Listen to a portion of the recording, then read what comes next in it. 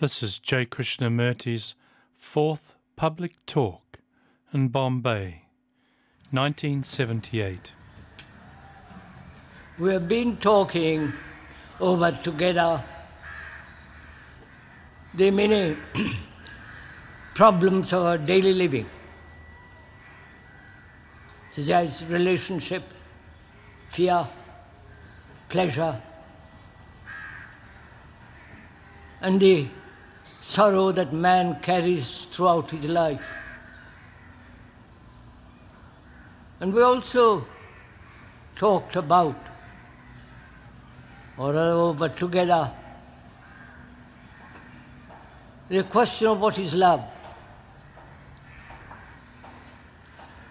I think we ought to also to talk over together what is meditation.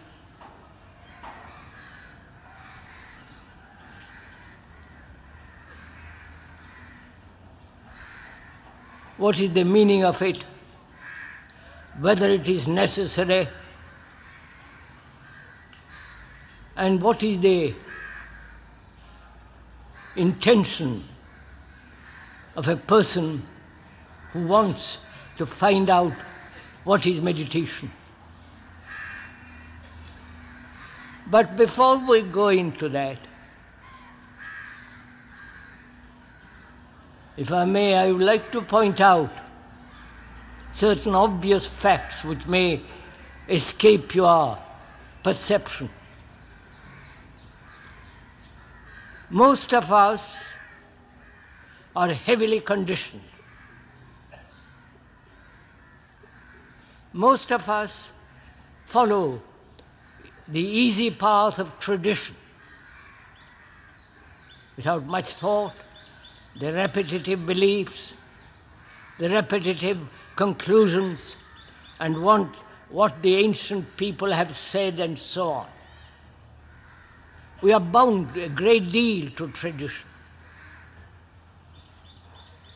And we think that along the traditional way there is some kind of future hope for man.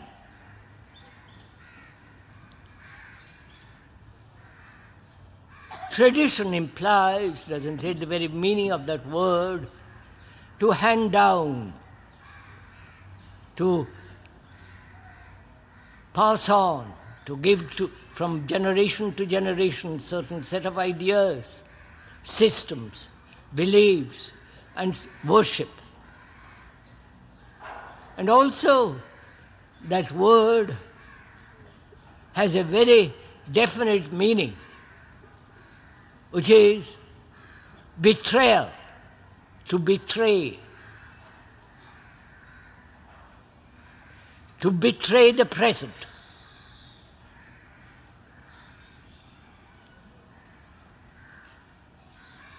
And it's, for most of us, it's very difficult to break down the walls that generations of the past have built around each human being. Unless we do break down all our beliefs, all our ideas and conclusions, we cannot possibly start with a clean slate. And one must start with a clean slate to find out for oneself what is truth. And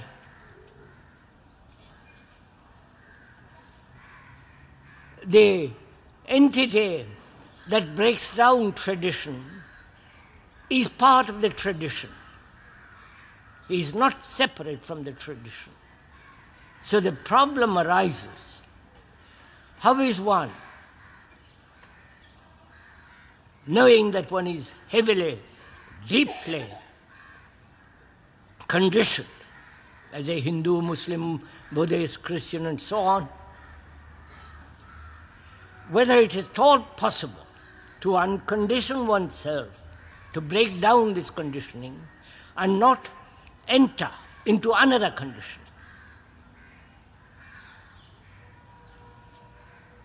And to find that out, to break down, one must go into the question whether the entity who wishes to break down the tradition is different from the tradition itself. You understand my question? Please let us go into this as two friends talking over together.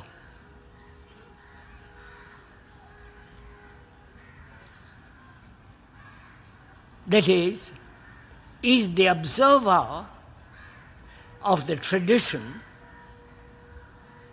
different from the tradition itself? That's the question first.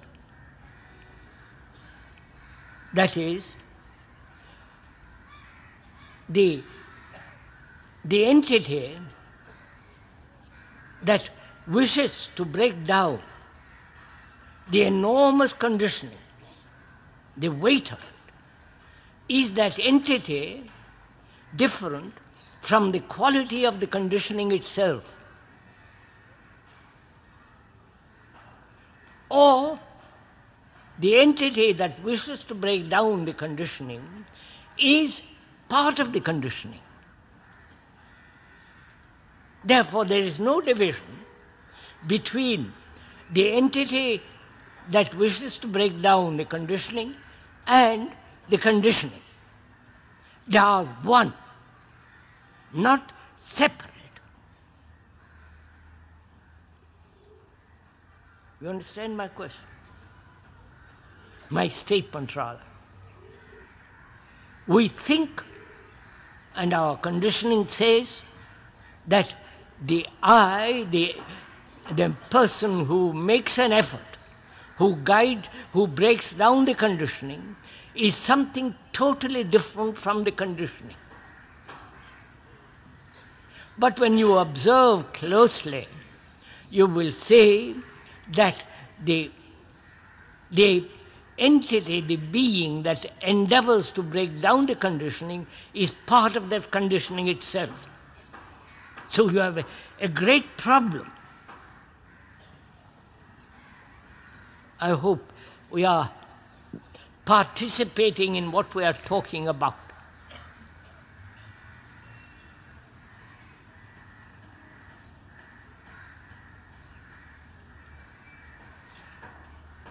You know, one of the most rather interesting and amusing to find out what is the process of our thinking, how we approach a problem. The approach is far more important than the problem itself. How you come to the problem. And the approach to the problem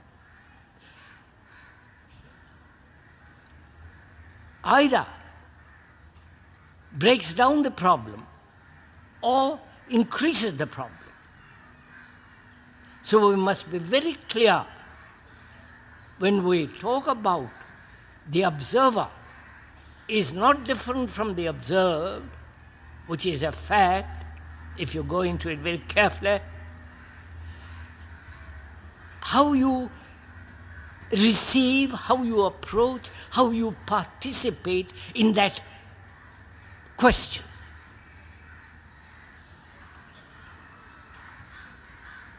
That is, a person who is angry, is he different from the person who says, I must not be angry? Or the observer is the observed?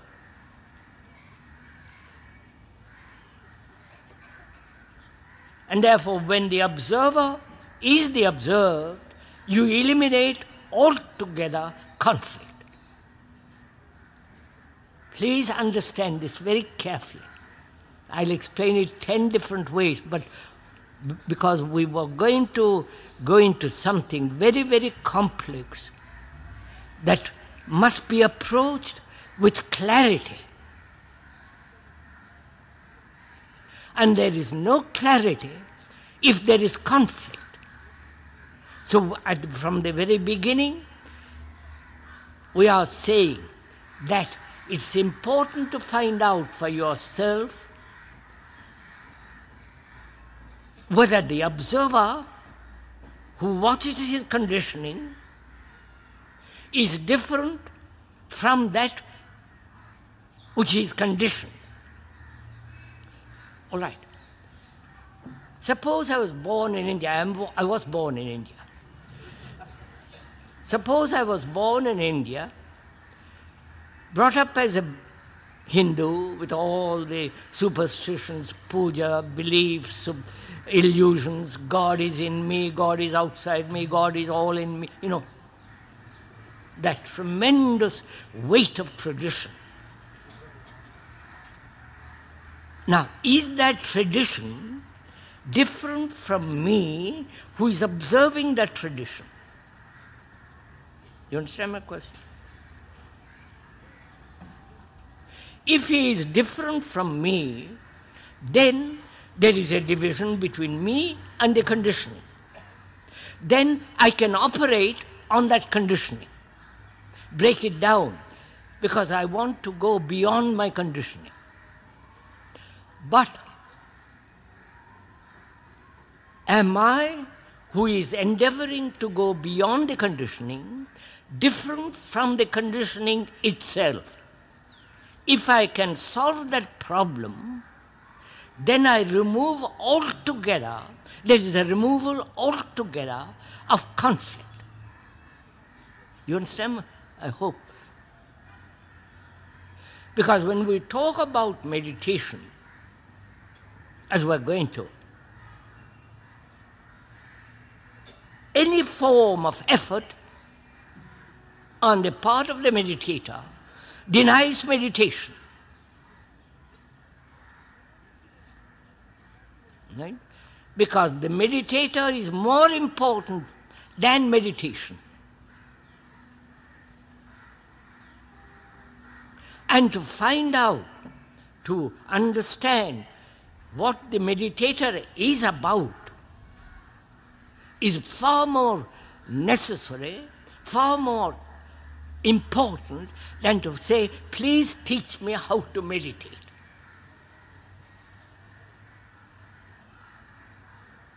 So, we are saying, is the condition different from the man or the person who says, I want to break down my conditioning? If he wants to break down his conditioning, then there is conflict. Because the person or the idea that he must break down thinks he is different. So we are saying both are conditioned. Both. Now, that is the problem first. How do you approach that problem? You understand? Is the problem different from you? Or you are the problem?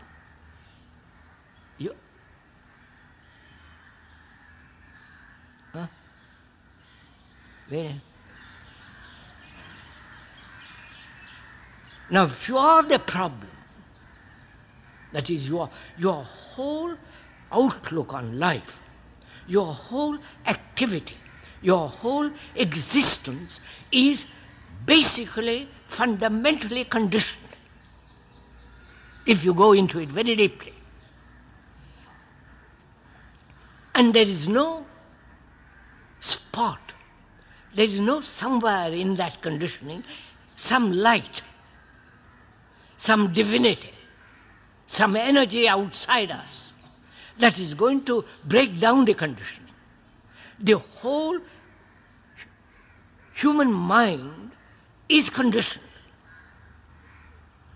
through education, and this modern education is destroying our minds, our brains, through tradition, through belief, through the assertion that I am different from that which I observe. That's part of the tradition. So the entirety of your existence is conditioned.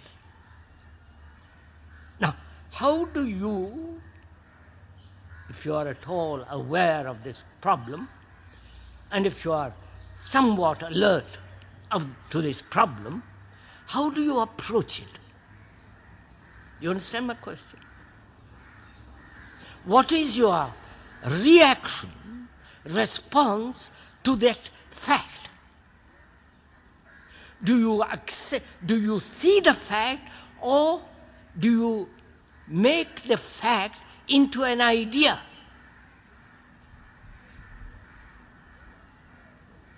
And creating the idea, then follow the idea, not the fact. I wonder if you...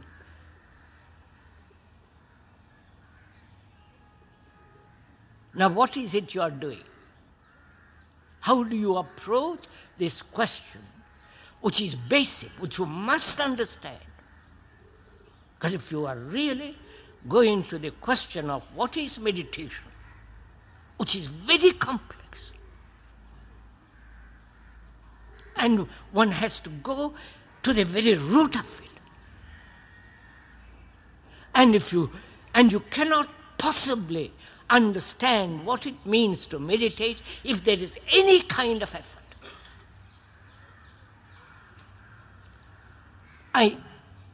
What we are saying goes against all tradition.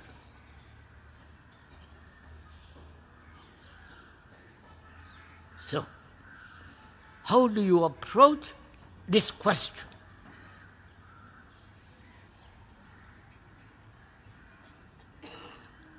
Is it a fact to you, like that tree is a fact, like the person sitting next to you is a fact? But the person sitting next to you, you may like or dislike, or you may have an image about that person, picture about that person. So there is a division between you and the person sitting next to you. And in that relationship, there is a conflict. Obviously, isn't it? Let me put it differently. Because this is really a very basic question which you must absolutely understand. Am I becoming too serious?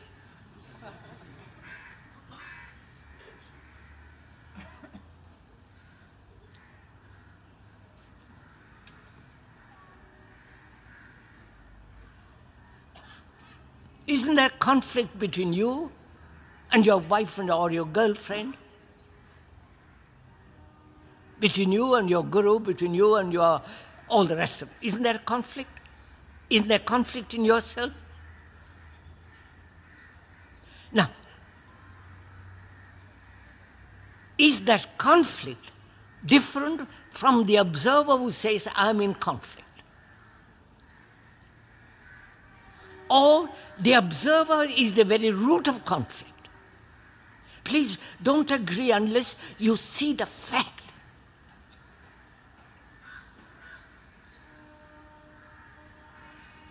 This is a microphone, right? We all name it as a microphone. If we named it as a giraffe, we would have all said it's a giraffe. But we all have agreed that it's a microphone. That's a fact, put together by thought, right? So, anything put together by thought is a reality. I want to expand slowly this question. Are you following all this? Nature, that tree, is not put together by thought. So, what you make of that tree is put together by thought. A chair made out of wood is put together by thought. But nature is not created by thought. Right? That's clear. No? And anything that thought has created is reality. And thought creates also illusion. And therefore that's also a reality.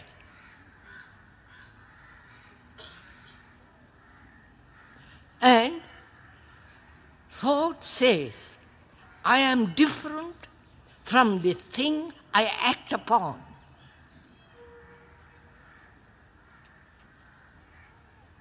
Because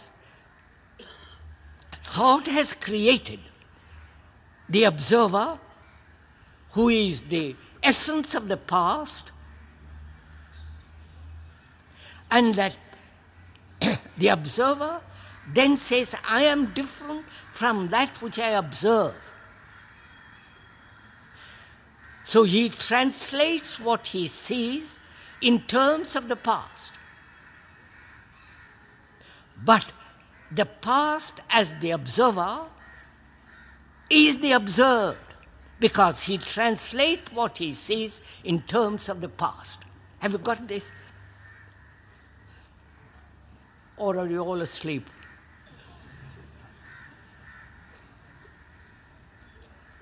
Because we are, please, if I may beg of you, we are sharing this thing together. You understand? We are participating in this. If you don't, you don't. Leave it alone. But see the fact. So, the fact is, your entire structure, both physiologically as well as psychologically, is conditioned. That's a fact. Now, to break down the psychological conditioning, thought invents the observer who is going to break it down. Thought itself is conditioned. Right? Therefore, whatever it does is conditioning. Right? So, we have lived and accepted as tradition duality. The me and not the me. We and they. Right? Thought itself is fragmented, because it is the result of memory, experience, knowledge. And knowledge is always limited. And knowledge is always in the past. Is the past. Therefore, anything born out of that knowledge, experience, memory is limited, fragmentary. So, but thought says, I can investigate the immeasurable, the divine, the etc., etc. But thought itself is fragmentary. It cannot investigate that which is immense, nameless. You get this? So we're going to go into this question of whether there is a stop to thought, whether there is an ending to thought.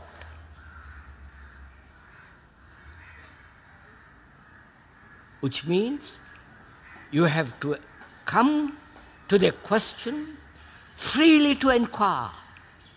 Not with all your superstitions. You are saying, well, God has made me, and in me He will tell me what to do and all that stuff. That's just belief. It has no purpose or meaning.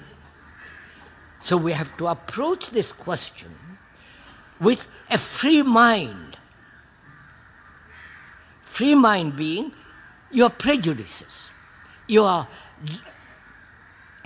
conclusions, your ideas. That's fairly simple.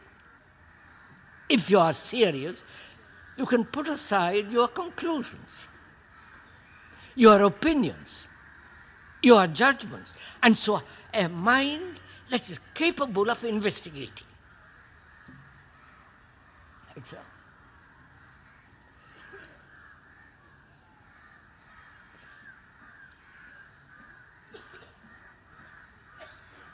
So, first, we are going to investigate together the question of time. Because it's very important to understand time. There is time according by the watch. There is time according to sun rising, sun setting, moon rising, moon setting. Yesterday, today, and tomorrow. Time implies movement, right? To get from here to my house takes time. I have to cover so many miles. That is the movement of time, right? So, all movement implies time. A tree from the acorn to become an oak takes time. And is there, please listen, is there psychological time at all? You understand? Me breaking down my conditioning, which will take time. Me that will become better, that will take time. Me that is in despair because I have no money, nobody to love, nobody to care for, I am ignorant, and I will take time to throw away my ignorance. You understand? I am in despair, and there is hope in me that will take time. You understand? All movement is time. Is there such movement psychologically? I mean, psychologically, inwardly. You understand my question? I wonder. Because it is part of your tradition to accept time as a means of enlightenment. Right? You must practice, you must prepare, you must struggle, you must follow a guru, follow what he says in order eventually to attain whatever you are going to attain. That involves time. Right? We are questioning, I am questioning, if there is such psychological time at all. Or thought has invented it. Because thought does not know how to solve problems, which it has created. Are you understanding all this?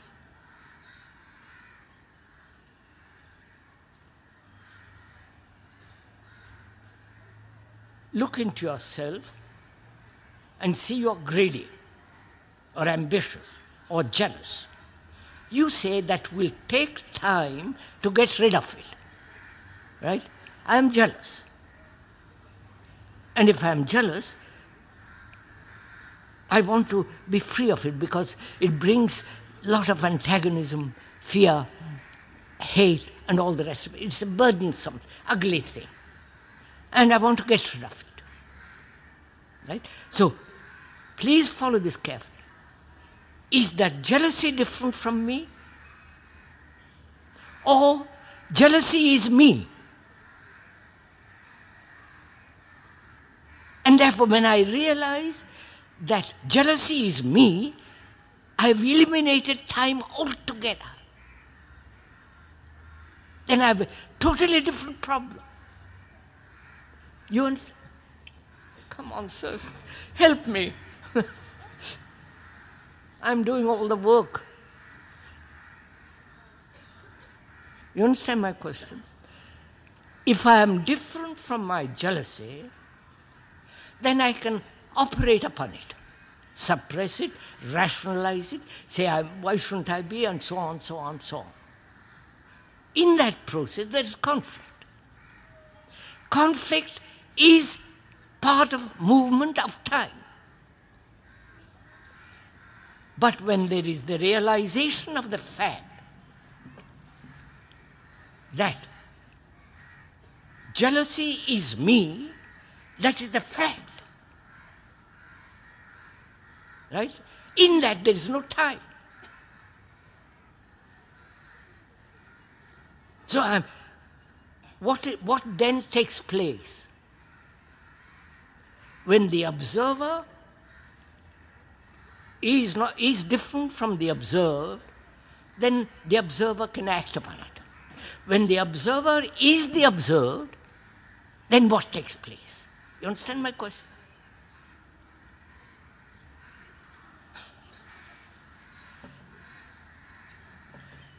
I hope you're not as hot as I am.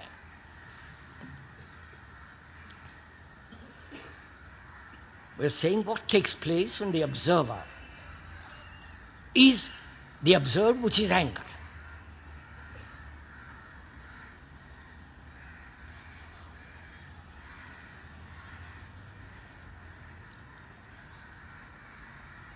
You can test this out for yourself. Don't accept a thing the speaker is saying. Because if you accept, repeat, then you are second-hand human beings, which you are.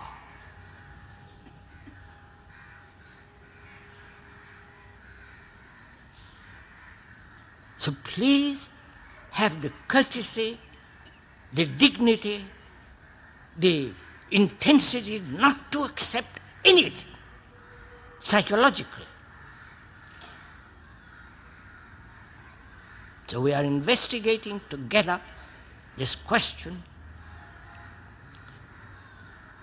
When the observer is the observed, the anger is not different from me. I am angry. Before I thought I was different from anger, therefore I could act upon it. But I see the fact, the truth, that I am angry. Then what takes place? Before, the observer wasted his energy by separating himself from that which is observed and trying to operate. Therefore, there was conflict, struggle, pain, time, all that's involved, which is, in that process, he was wasting all energy, great deal of energy. When he doesn't do that, he's got immense energy. Have you understood? Then this is simple fact. So there is tremendous energy. With that energy, the problem comes to an end. It is only when you are not energy that you become jealous. I wonder if you understand all this.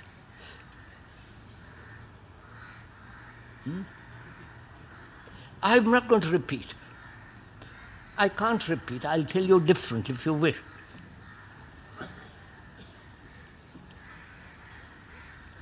As we said yesterday, there is wastage of energy when there is disorder.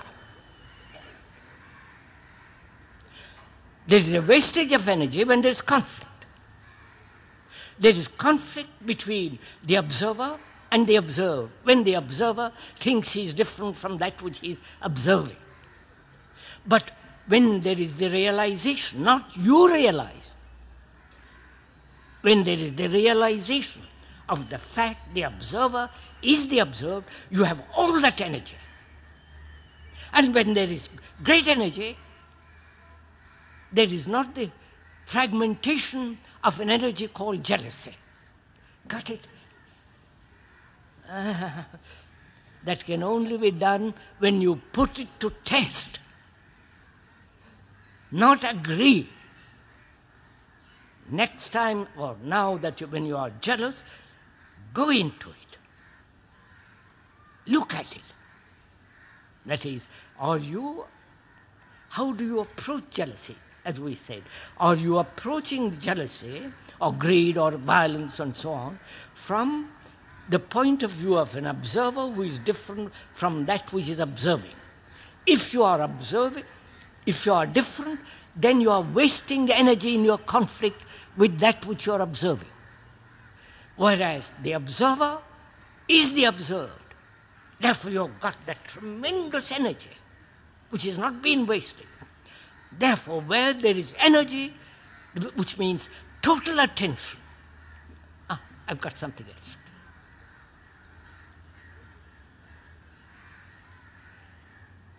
When there is that total energy, which means complete attention, there is no jealousy. Only when you are not attentive, you are jealous. Only when you are not attentive, you waste your energy. Get it? No, not here.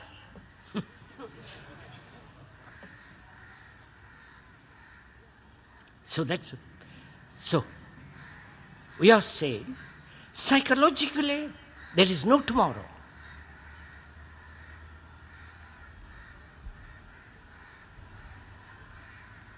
This is it. Please, this requires great meditation to understand it. There is no tomorrow. Which means tomorrow psychologically implies a movement towards that thing which thought has created and is pursuing. Wait, sir. One of our conditioning is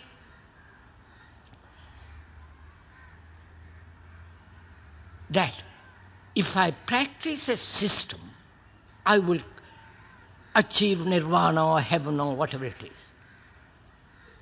There are two things implied in this. Practice. What does practice mean? Doing something over and over and over and over and over again. Right? That's what you mean by practice. Sadhana and all the rest of the Sanskrit words. Do you know what happens to a mind that's practicing? It's a dead mind. You may have a bright mind, but keep on practicing, your mind becomes mechanical and destructive. Some of the sannyasis here.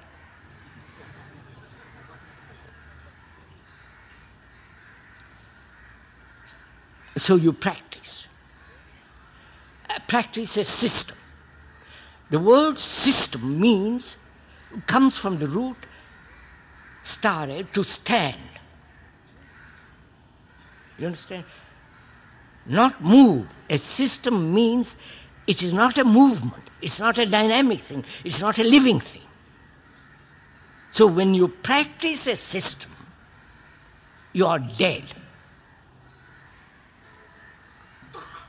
Right?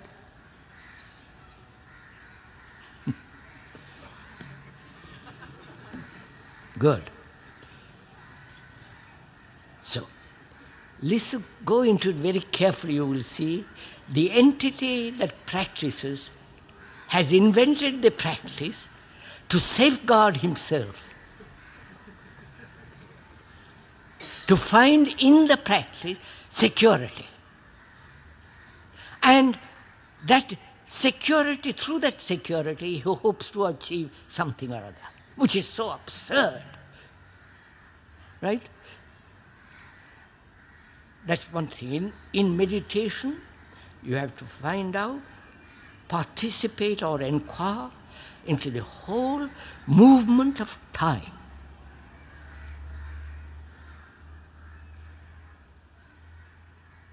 That is, the whole concept of psychological evolution. We are saying psychologically there is no evolution. There is only what is.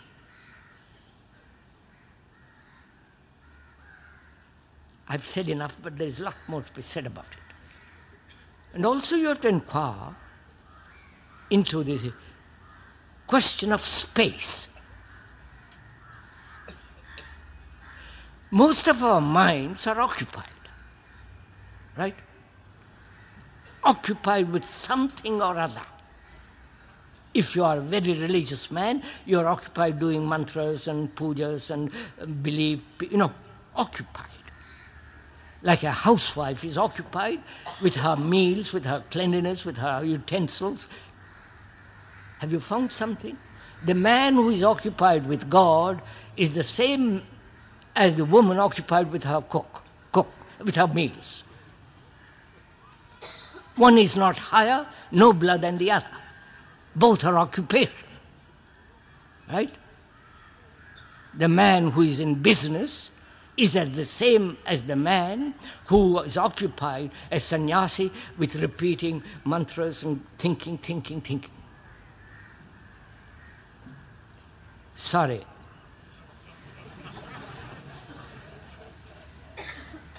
So, when the mind is occupied, there is no space. Right?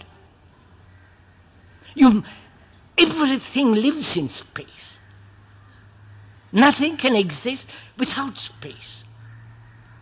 If you ever watched of an evening how the birds are sitting on a telephone wire, have you watched that? They have an equal space. Because if they are too close, they can't fly.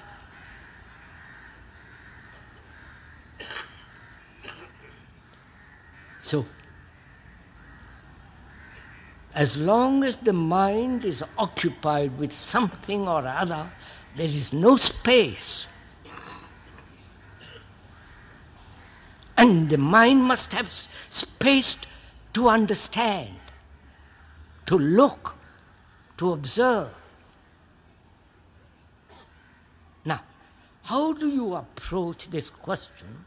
Please listen. You know your mind is occupied with something or other. Psychological sexual pictures, psychological demands, and all the rest of your mind is occupied. I don't want to go into detail now. Something or other. How do you approach this question? Whether your mind can stop end occupation. How do you approach that question? You understand?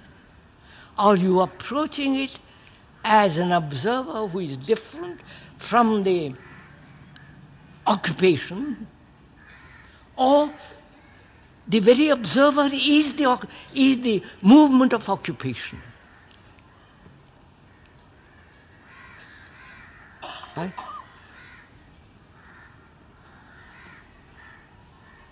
Because if you are occupied, there is no space. And you must have space. Without space, you cannot possibly live. They have tried putting lots of rats together in a very, very, very small space. They have found the rats kill their own babies because they need space. Otherwise, they destroy each other. That's what is happening in big cities. I won't go into all that. So, how do you approach this question? Your mind is occupied, your thoughts are occupied, your feelings occupied, and you realize that you must have some space to breathe, to look, to observe, to have some freshness. Now, how do you approach it? Is your intention to break it down, the occupation, or the very observer is occupation? You understand my question? No, I'm not going to go into details all over again. I've got lots more.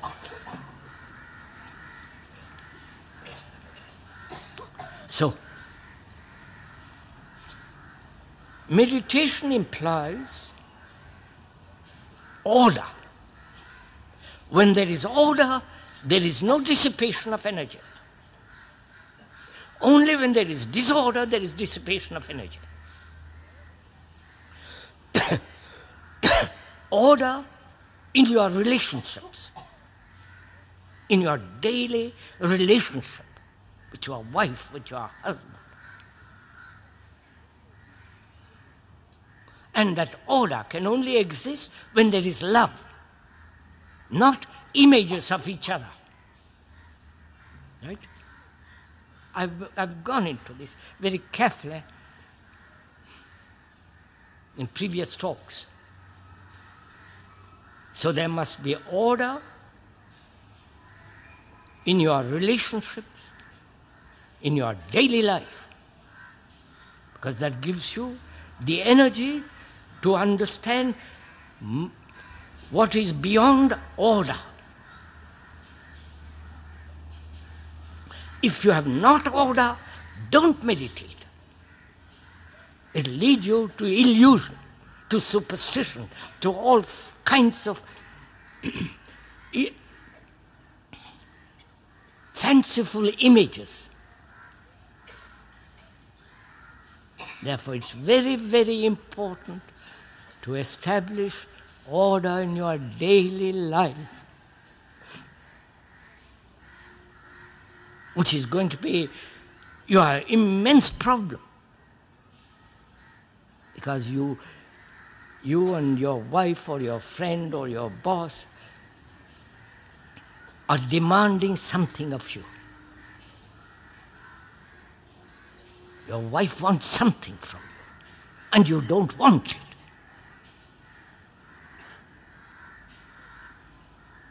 You want to possess her, own her, and she wants to break it down. There is jealousy, antagonism. All that creates disorder in your daily life. For God's sake, see this. And you are going to temples, to ashramas, has no meaning whatsoever if you have no order. Because we don't have order, we try to escape. Go to temples, do puja, do, all the nonsense that goes on. So that's the first thing to realize if you want to go into the depth of meditation. Because you need great energy. Not the energy of this idea of Kundalini. I won't go into that. And those people who talk about Kundalini know nothing about it.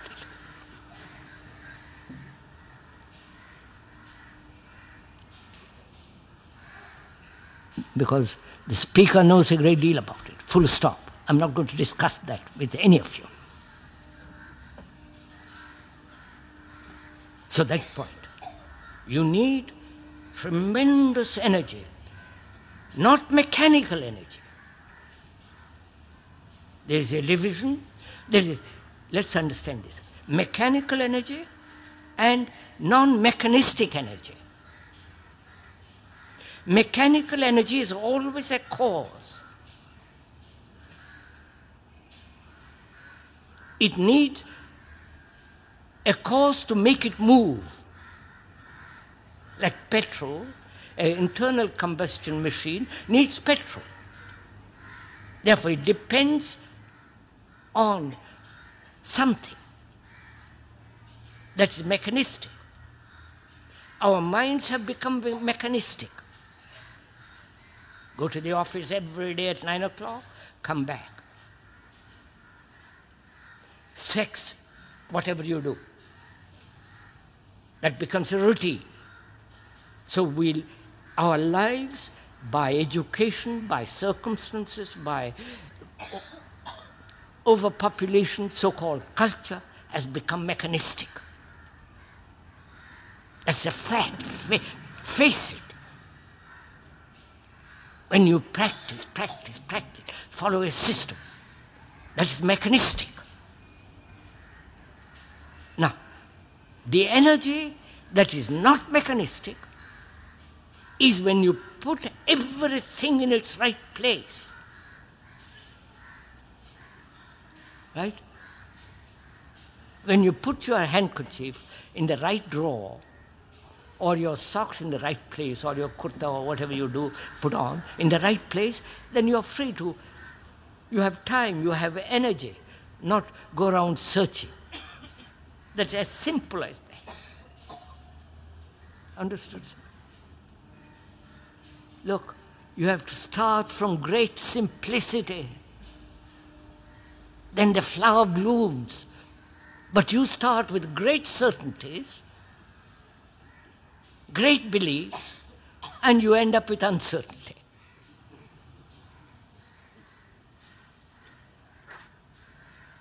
So,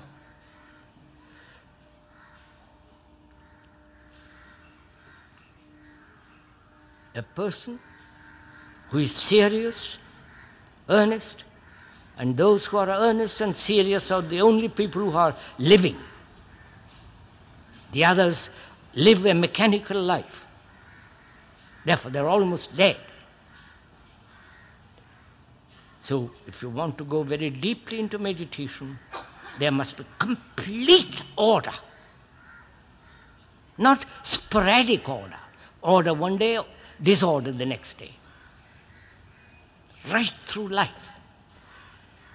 That is, I have to repeat this, I hope you don't mind. The art of listening,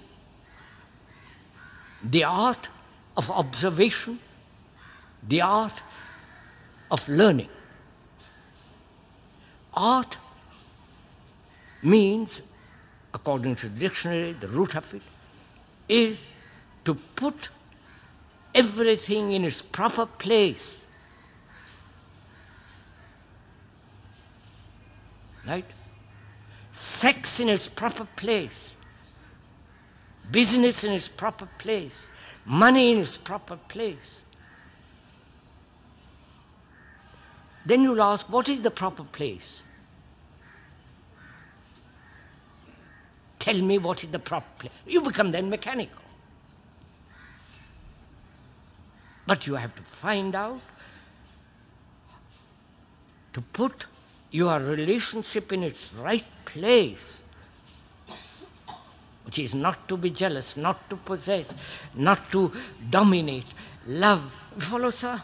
Oh, you don't know anything about all this. So you have to find out how to listen.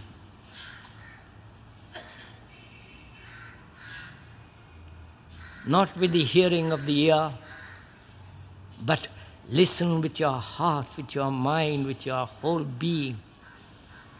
If you so listen with complete attention, there is nothing more. But we don't listen. And the art of seeing, the observer is the observed. That's the art of seeing. Then there is the art of learning. Learning, which is the accumulation of knowledge, becomes mechanical. But there is a learning which is to have an insight instantly into things and act immediately, in which there is no time interval. I won't go into, I've explained all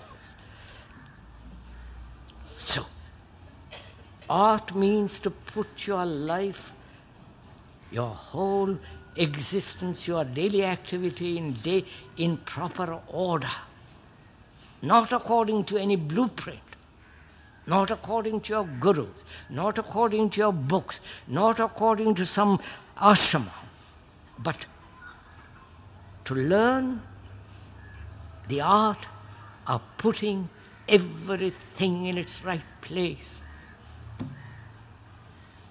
Will you do it when you go home, when you see your wife or your husband or your girlfriend? See what your relationship is. Actually, not invented. Whether you dominate, whether you possess, whether you are you examine it, look at it. Then give it order.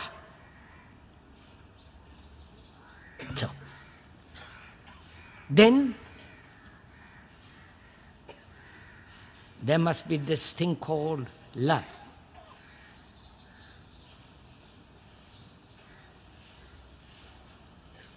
Not lust.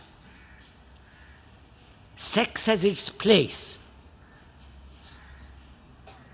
but you cannot, through sex or through that excitement, achieve some extraordinary state, which is all sheer nonsense.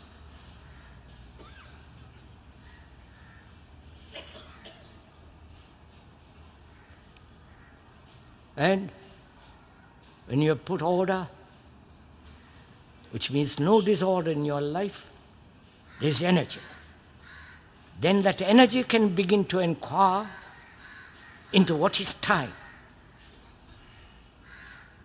as we've gone into it. Then we can inquire into what is space, which is to put occupation in its right place. You understand? I wonder if you do. You must be occupied. You understand? A businessman must be occupied with what he's going to do. But to give occupation, whether the housewife or the husband or the businessman or the so-called sannyasi, not to put this tremendous occupation in its right place. Then you are free of occupation. Then you have space in your mind.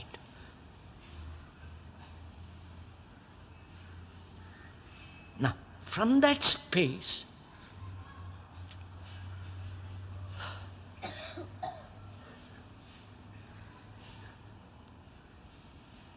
thought finds its right place. Right? Because now thought is all over the place. It's part of your tradition that says thought must be controlled when you meditate. Right? You have never asked who is the controller. If you have asked who is the controller, you will say it is my divine something or other. That divinity, if it exists, is the invention of thought. Obviously.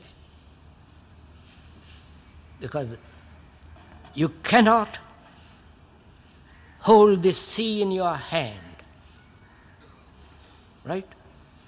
You cannot hold the air in your fist. You think you have got divinity inside you. That's your tradition, that's your upbringing. But you are never asked, because you daren't ask.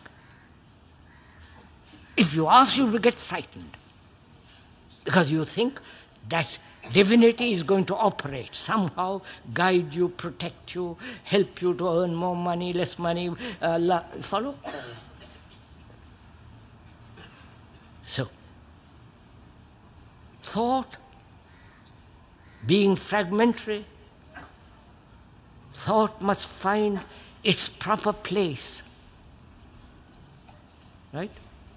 Which is to think when necessary, not to think when it's not necessary, not to control thought.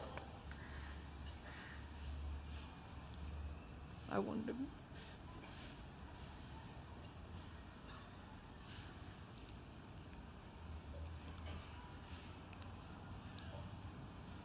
Again, the problem arises. Is the controller different from that which is controlling? Wait. I've been brought up, suppose, I've been brought up in the tradition that I am different from thought. So I try to control thought in my meditation, or in your school, or in your college, everywhere. With thought, there is me that's controlling thought. And thought has created the me. Right? Or do you see that? Thought has said, it has not said so verbally, but in its realizing, thought is in constant movement, changing, undergoing, modifying itself all the time. Thought has said there must be something permanent. And the permanent is this thing that thought has put, which is the me, which is the divinity, which is something super consciousness. It is still thought. Right? I wonder if you see this. So, thought, when it realizes its limitation, has its right place, which is, please go into this with me, maybe a little complex, but it requires that you understand this. Thought is a movement, born of memory, experience, knowledge, stored up in the brain. The very cells of the brain hold memory. So thought is a material process. So there is nothing divine about thought, but thought can invent divinity. And thought then can worship that divinity. Right? All the temples, all the churches, all the mosques are created by thought. And having created it, thought says, I'm going to worship. Which is self-worship. Right? So when thought has its right place only, please go into it, share it, partake it, be with it. That is, as long as the brain is registering like a tape, then thought operates in everywhere.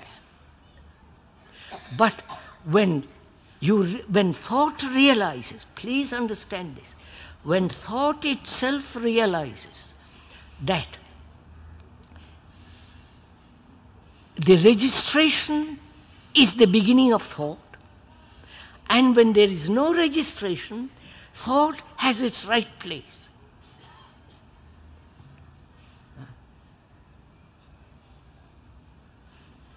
That is, sirs, you are always talking about silence, peace of mind. What you want is peace of mind from worries.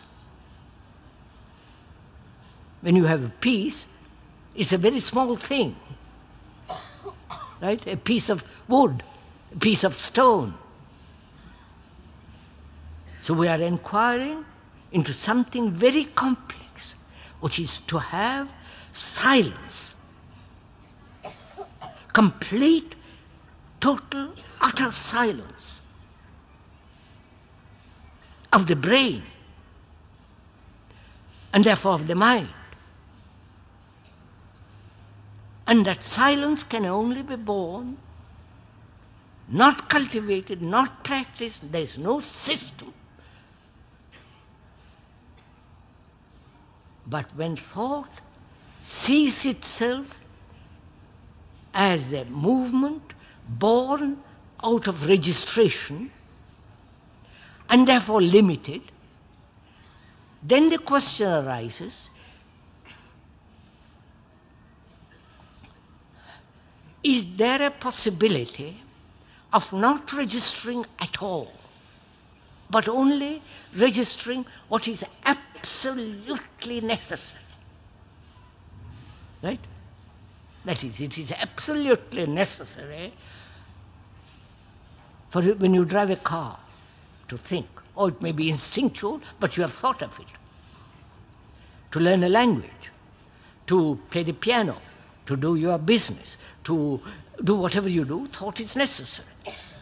But what is the necessity of registering your hurt? What is the necessity of registering your flattery? What is the necessity of possessing somebody psychologically?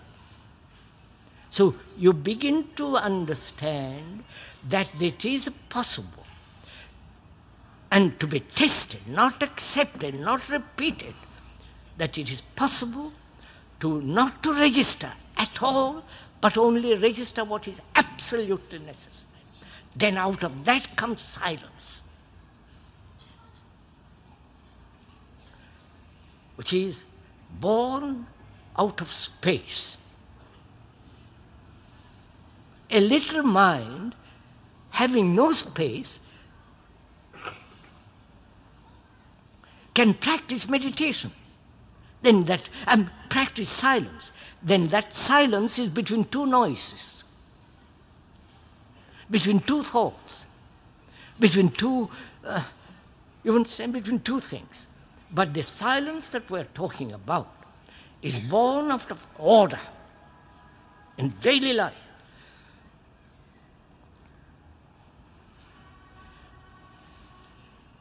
And the understanding of the movement of time, time as movement, time as thought. Then space. Then out of that space comes a silence that which can never be put into words.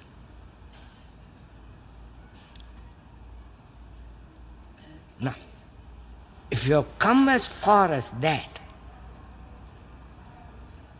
actually, not in theory, not in practice, not in as a hope, but in your daily life have come to that point, there is absolute silence, because you have put occupation in its right place, therefore there is space, and so on.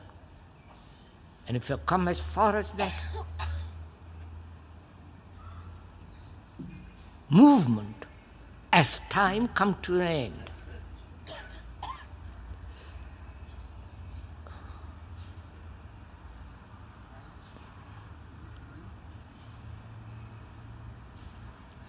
So there is an ending to time.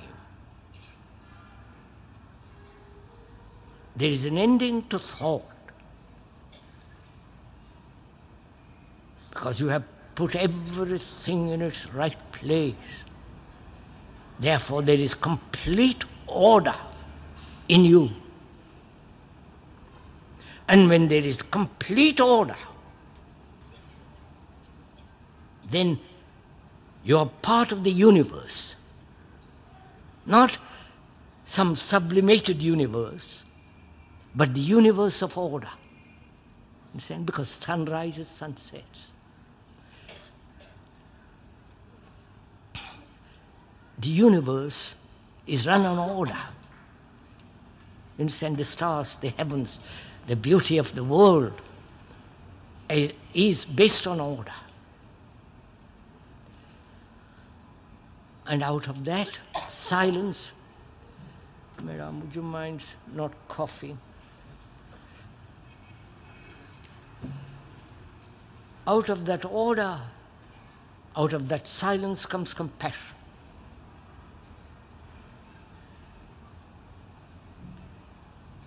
because it is a result. It has no cause.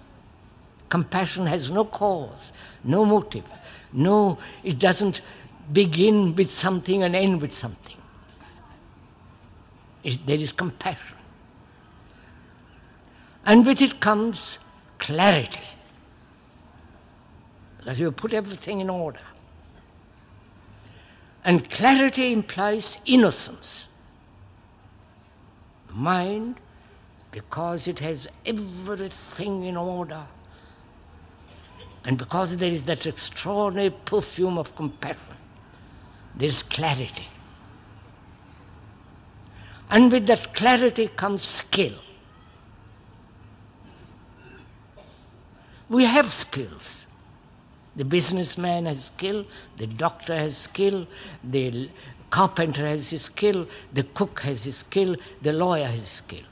But those skills encourage the self. If you are a very good engineer, it enhances your importance, your ego.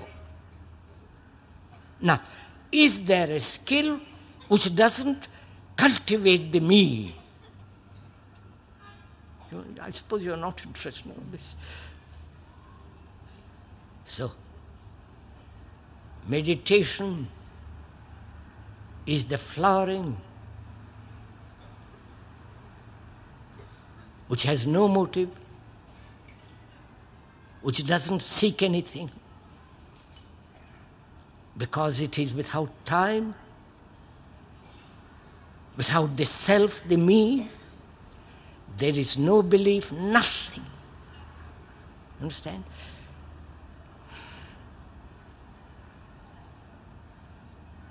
Meditation is to come upon this quality of nothingness. Absolute nothing. Nothing is not negation, is not negative thing. Nothing means not a thing. Not a thing put there by thought. So, the mind, the brain, is no longer a plaything of thought. So there is a totally different dimension. Don't please translate it according to your books, according to your gurus, according to your tradition. If you do, you're lost. You have to test it in your daily life.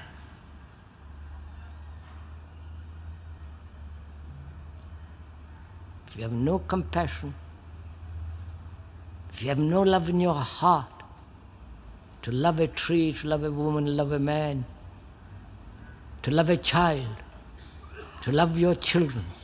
If you love your children, you would have a different world. You would have a different education. They wouldn't all become engineers, all lawyers, all, you follow?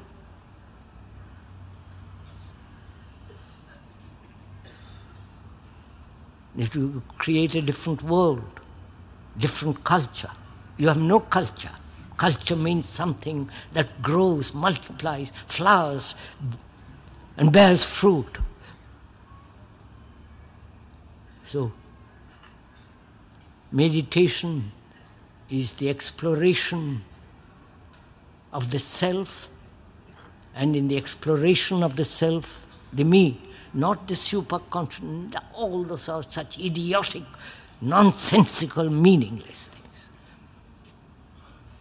The ending of the self, the ending of your selfishness, disguised in so many ways. The ending of that is the beginning of meditation. Now would you please, I want to sit quietly for 2 minutes or a minute. Don't mob me. Afterwards you can mob me, but let me sit quietly for a minute. You don't mind?